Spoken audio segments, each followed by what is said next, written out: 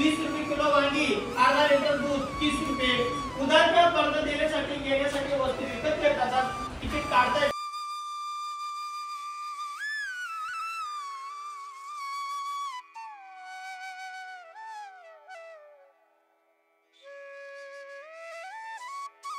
आज आमच्या शाळेत आर्थिक साक्षरता परीक्षा कार्यक्रम राबवण्यात आला होता।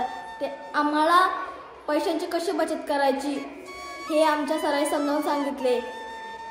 आमच्या शाळेत बचत व पैशांची निरीक्षण कसं करायचं व त्याचा आम्हाला रोजच्या जीवनात कसा वापर होईल हे आम्हाला एम्पॉवर इंडिया आणि HDFC सिक्युरिटीज यांनी महत्त्व सांगून दिले। त्याबद्दल धन्यवाद। सर्वांचे आभार। आज आमच्या आर्थिक साक्षरता परीक्षेचा कार्यक्रम राबवला आणि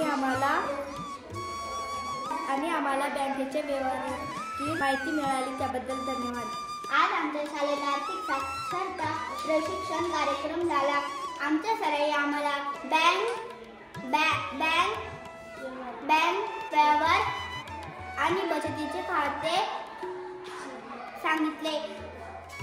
कर्ज बचत गरज आणि इच्छा यामध्ये आम्हाला अधिक माहिती मिळाली, त्यामुळे सर्वांचे धन्यवाद।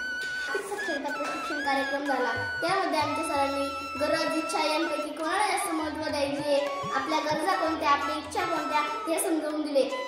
त्यामध्ये बचत, खर्च, कर्ज, बचत कशी करायची, आपला खर्च, आपले उत्पन्न व खर्च, जास्त खर्च करायचा की उत्पन्न हे आम्हाला पटवून दिले व जास्त जर उत्पन्नापेक्षा खर्च जास्त झाला तर आपल्या अंगावर कर्ज होते हे सुद्धा आमच्या सरांनी आम्हाला पटवून दिले।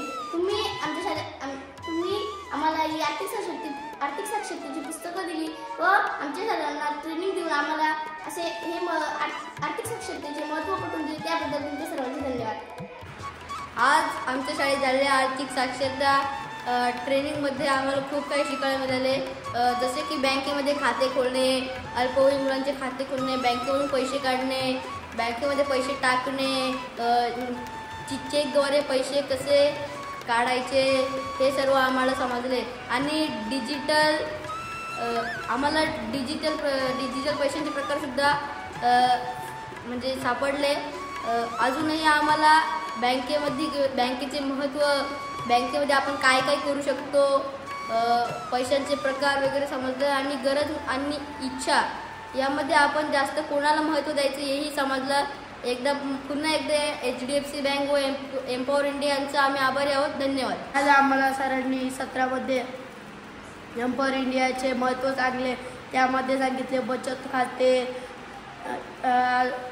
खाते कसे उघडायचे, वापस उत्पन्न खर्च यामध्ये जास्त उत्पन्न खर्च हेही शिकवले आणि अल्पवयीन मुलांचे खाते कसे उघडावे हेही शिकवले। त्यातून आम्हाला बरेच काही शिकायला मिळाले।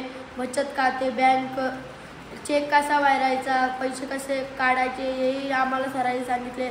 पुन्हा एकदा एम्पॉवर इंडिया आणि HDFC बँकेचे आम्ही आभारी आहोत। जिल्हा परिषद शाळांचंही येथे प्रशिक्षण झाले आणि आमच्या सरांनी आमच्याकडून काही कार्ड बनवून घेतले। आमच्या सर्वांचे धन्यवाद।